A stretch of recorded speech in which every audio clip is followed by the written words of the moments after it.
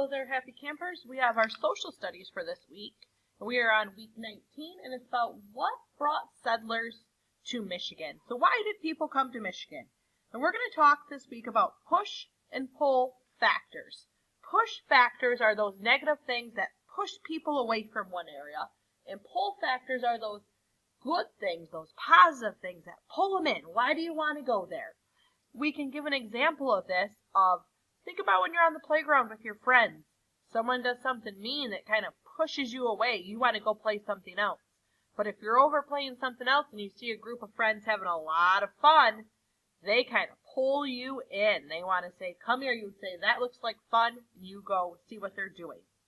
I know we do not have our part where we can listen along on the computer with these, but we are third graders about to be fourth graders, and we are going to dive in doing really, really good reading on our front and all the way through our article. Okay? Our words to know box, we know that is important, so make sure you read through that.